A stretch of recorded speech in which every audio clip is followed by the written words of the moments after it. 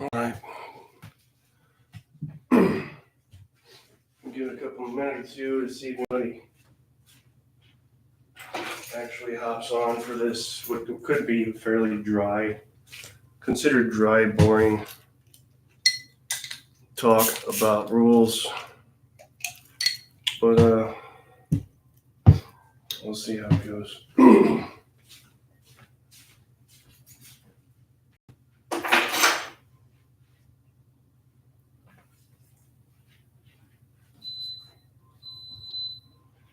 All right.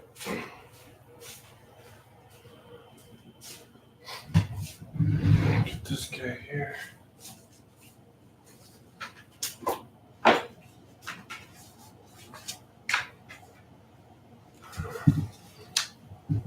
Oh, my back. Okay. I'm going to go ahead and start.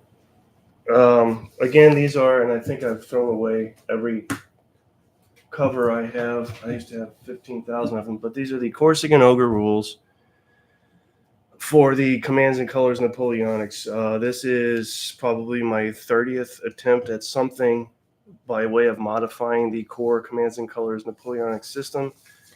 I feel most confident about this latest, most recent endeavor. So key concepts is what we'll focus on, and then if anybody still cares, we can go on to other things. But what do you need to set this up to get this going? So again, you don't even necessarily need to own Commands and Colors. You can go to Commands and Colors, Board Game Geek, or any number of places. You can find scenarios online. You can find the rules online, and use whatever you care to use to represent units. It could be blocks. It can be whatever. So what you'll do is you'll look at a scenario. Every single scenario is going to have the same basic information that is required to play. And the first thing you'll notice is the command cards. You'll set up exactly how it's set up here. Look at the command cards, and that tells you how many initiative shits go in the cup, as mentioned in the prior live stream a few minutes ago. So again, here we have 6 command cards for the British, means 6 red shits in the cup. 5 command cards for the French, so 5 blue chits go in the cup. Once you've done that, you can, this is not mandatory, you can limit the time in which it takes to play. Some people find that might be an issue, others may not. And the way I've done that is take the number of victory banners required to claim victory and multiply that by 2. It works out because the bigger games tend to require more victory banners, hence more rounds. Now, if, again, the victory banners for each side are tied at the end of the final round, you play one additional round until either side gets an additional victory banner that can break that tie. Initiative chits we've already talked about. There is a bonus for drawing all of your chits consecutively. So if, for instance, you drew all red, the red player would get a bonus for having done so. And what that bonus consists of is he earns 1 additional activation. So that can be, when all these chits, red chits have been drawn, you activate your unit as normal, but then you can activate any additional unit as a result of having drawn all of your chits consecutively. Now, activation itself is kind of a loosely based on a leader orders system. You choose a unit to activate and roll 2 dice 6, needing equal or less to activate. Now, the number to activate is based on a 10, or I should say 6 through 10 base number. And if you're stacked in the same hex with a leader, it's 10 or less. If you're adjacent, it's 9 or less, etc. as you go out. They're activating a unit is not allowed beyond 4 hexes. So 4 is your maximum range, and that would be 6 or less to activate a unit that is 4 hexes away. Now, to be you need to be, or it's helpful, I should say, to be in what I call direct command when you activate. What that means is you are either stacked with a leader, adjacent to a leader, or adjacent to a unit that is adjacent to a leader or stacked with a leader. So it kind of, if you will, command chain elongates, and you go through that chain, and as long as everybody's linked up, there's no penalty. However, if there's a gap in that link, you will suffer a +1 die roll modifier when you activate. That is essentially activation. Now, when a unit rolls to activate, whether he passes or fails, he's still marked as spent. If he rolls a 2 when he activates, he is not marked as spent, so he can potentially activate again. When he rolls doubles, the chit goes back in the cup. You draw again. Nobody's marked as spent. You're just simply drawing a new chit, which allows the opposing player a chance to activate a unit. And if you roll 2 6s, a 12 when you activate, that harkens back pretty much to the core concept found in Black Powder, which I've always been a fan of, was by way of blunders, and I call them a botched order, but essentially they're blunders. And you roll 1d6 and determine what the unit does or doesn't do. Typically, it may be something you had no intention of doing, but again, it adds a nice bit of flavor, especially bear in mind, I always play this stuff solo. A lot of these things are designed with that in mind. Like, how can I spice things up when I don't have a human opponent? Did anybody post? John says, can shaking units break a chain? No, but that's an interesting concept, which I will note and consider. If I was to consider making a rule like that, I would be more inclined to say that a broken unit would break a chain, and that's a very astute suggestion. Shaken, I hadn't considered that, or broken unit.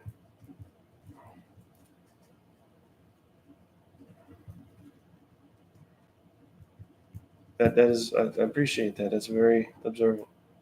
Okay, I've noted that down, and if I do add that, I would be more, as I said, more inclined to say that a broken unit would do that.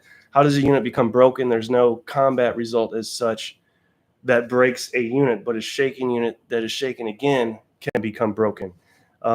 You've seen how much we've played on camera in the last video. I don't think we had a single broken unit, but that is a possibility. And again, thank you for that suggestion. Greatly appreciated. That brings us to leaders. Leaders alone in the hex do not need to roll to activate. You draw a chit. If you decide you want to move a leader, that drawn chit applies to moving the leader. He is, however, marked as spent after conducting an action. If the leader is attached to a unit, he activates and moves as part of that unit. We've already talked about botched orders. The aide-de-camps, the ADCs, every leader has one inherent ADC that can be used on a unit that is attempting to activate that is in direct command. If he's not in direct command, he cannot use that ADC. The ADC simply allows a -1 die roll modifier when you roll your activation dice.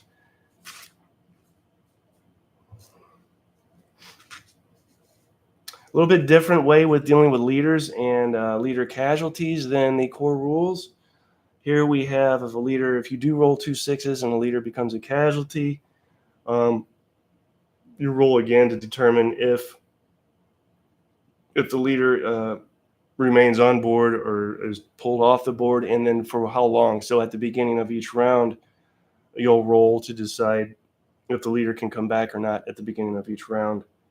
So the way I have it is on a 1 or 2, the leader is eliminated. On a 3 or 4, the leader can return.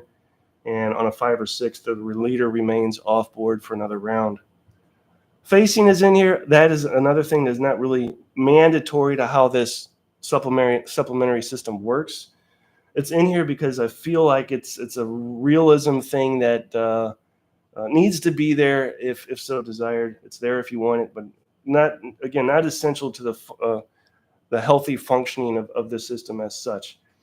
It's fairly simple. You have a unit will always face a hex vertex, and you have an arc of fire that represents the frontage of that unit.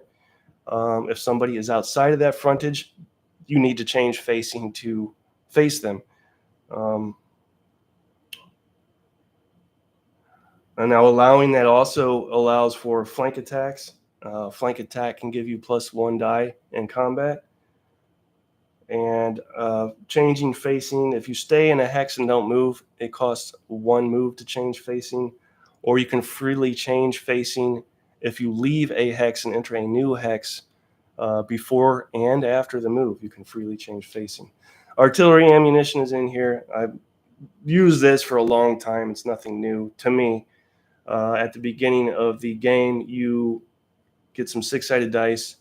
I can leave it up to you, but start with 5, start with 6, and then count down from there each time you fire. And when you run out, that artillery unit can no longer fire unless enemy unit is adjacent. And at that point, you're only rolling 1 die to do so, to represent low ammunition.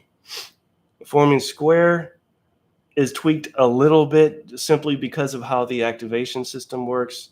If you're already marked as spent, you're not going to be able to form square. And that goes for battling back and melee as well. Again, these guys aren't superhuman. They can't do 15 things at once. If they've already done a thing, and you have to remember, this stuff's going on simultaneously. If they've already done the thing that round, they can't do an additional thing at the same time, like form square or battle back and melee. If they're not marked as spent, then they can roll to battle back or form square. Now, when it comes to forming square, and I see your comments, additional comments, John, I'll get to them in a second.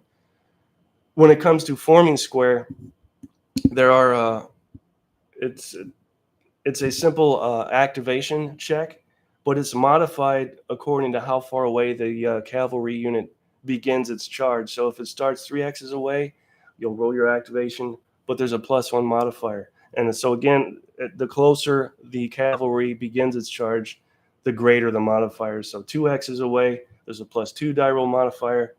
And if the cavalry begins its attack 1 hex away, it's a +3 die roll modifier to form square if you haven't done so already. And bear in mind, again, if you're already spent, you're not forming square. So Sean says, gives another action decision to consider when placing leaders for rally. Like the ADC idea. Like the artillery ammo rules, something I tend to do I agree with that. To think that an artillery unit can just sit there and just blast away all day with no effects, and that abstractly represents logistics and supply, which is more of a strategic thing. But I try and bake in some strategy, and so it's not just completely 100% tactical considerations. Now, I have in here cavalry that attacks a unit in square is shaken afterwards. I won't go into why I've come up with that, and I'm kind of on a fence with it, but I do have that currently. And I also have cavalry can become, they call it blown. You can call it fatigue. You can call it tired. But cavalry can't just charge indefinitely over and over and over and over with no ill effect.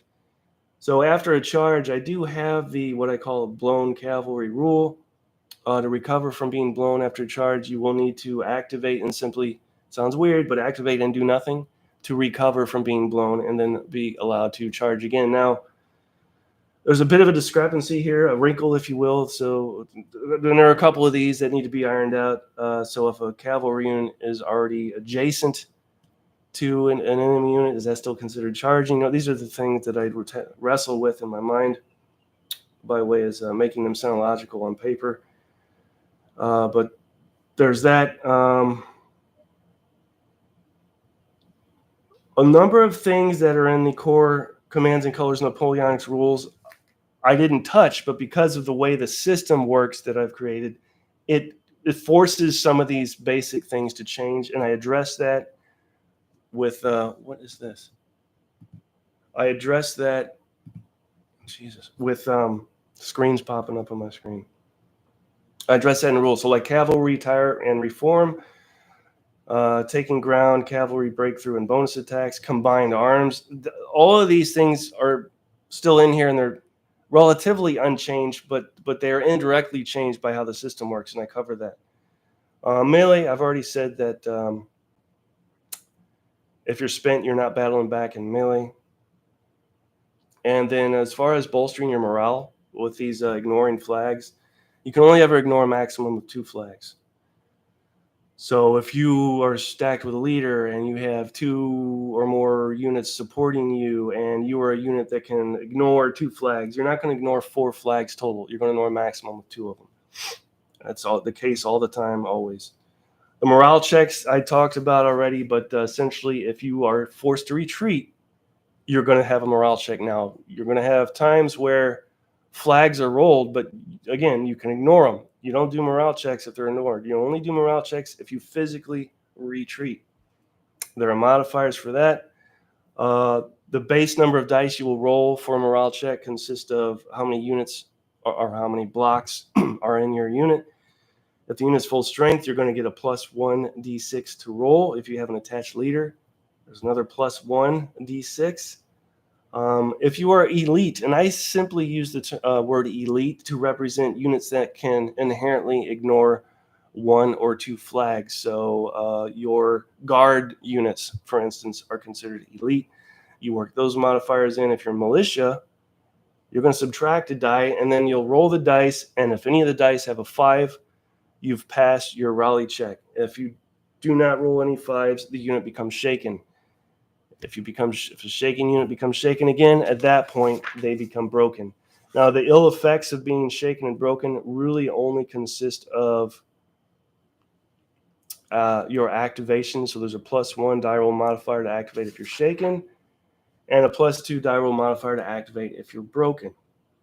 Leaders are immune to this effect. They cannot become shaken or broken, but again, they can become wounded or eliminated. As mentioned by John, something to consider is, can a shaken or broken unit break a link in a chain such that it disrupts direct command? That's something that I will definitely consider. So what else do we have, John? We have everything I've heard so far is awesome. Thank you. I've got this camera stand blocking the screen here, so I'm sorry. The morale mechanic reminds me of that's where I get it from.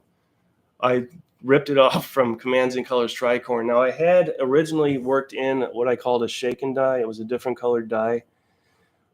You add to every combat roll, and if the number on that die was equal or less to the number of hits, then you get your shaken, broken, morale checks, whatever.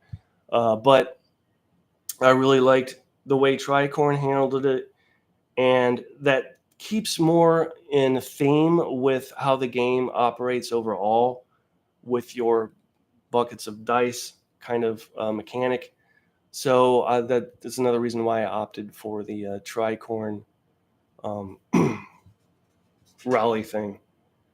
Finally, there are a couple of very brief issues I address regarding expansions. So for instance, the Iron Will counters in the Prussian expansion, how are those affected? Well, essentially they're not. Pre-battle Mother Russia rolls are not affected by any of these supplementary rules that I've come up with. The only problem I really have is with the Spanish guerrilla action rule. Is that what it's called? Yeah.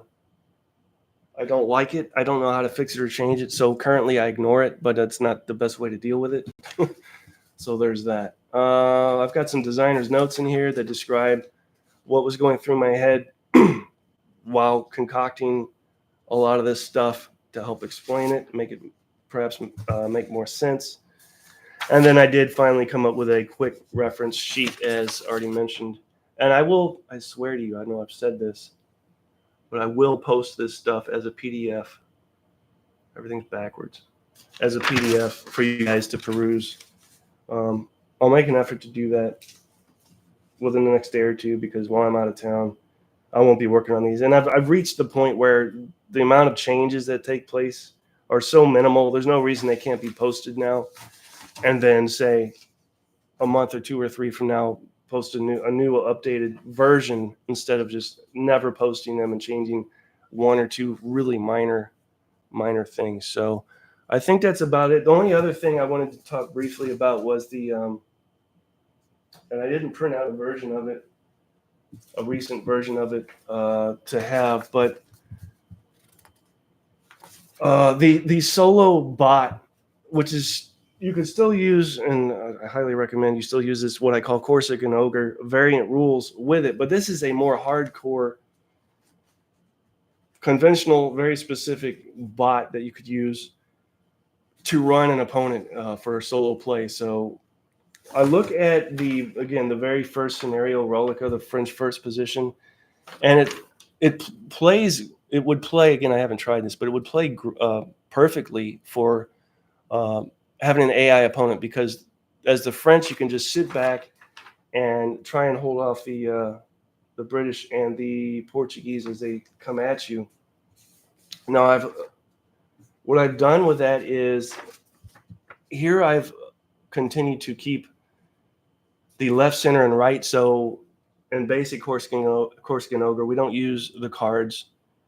We don't pay attention to the left, center, and the right. But for purposes of this other more AI-oriented project, I do have the left, center, and right in play. So it looks like I've gone with this. It looks like you have what you could call Unit Group 1, Unit Group 2, and Unit Group 3. They're all kind of separated. They're all in each section, and they will function as a unit group. Now, you're going to roll individually still for each one to activate, etc., but you're going to need to bear in mind certain things because of these, again, groups. So Group 1, Group 2, Group 3.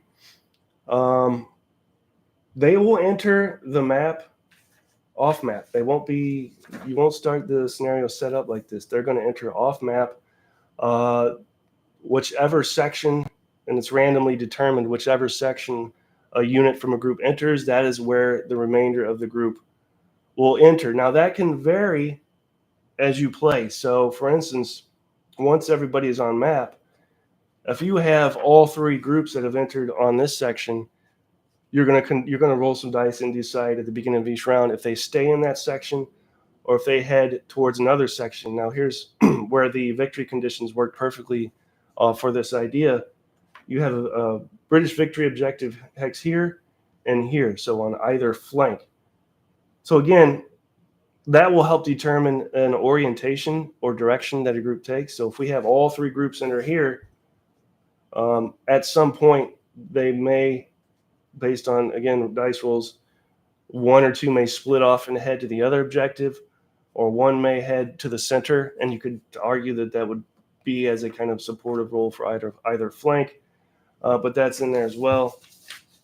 And then, so we roll to see where on the map units enter, and if they stay in that section, or if they switch sections at any point during the game.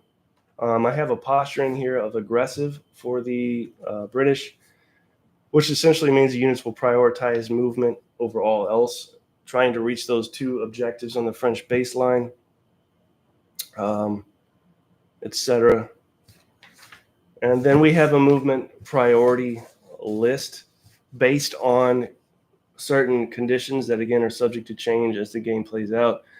1, 2, 3, 4, 5, 6 bullet points regarding if two groups enter a single section containing a British objective, if three groups enter a single section containing a British objective, if three groups enter the center section, if only one group enters the center section, if only one group enters a section with a British objective, and when a unit from a group reaches a British objective, it will remain there indefinitely. So that, again, it's a separate kind of puzzle I'm working on from the Corsican Ogre stuff, which is essentially done. But I don't know. It's more fodder for me to bang out and see what I can come up with. So yeah, I may post those and let people give feedback on that as well. So busy. I leave, I think, Wednesday morning. So look for, and I'll post a video with a link in the description when these rules are up and ready to be downloaded and used and played, and etc. So, all right, John, anything else? Great minds think alike. Cool. I will definitely download it.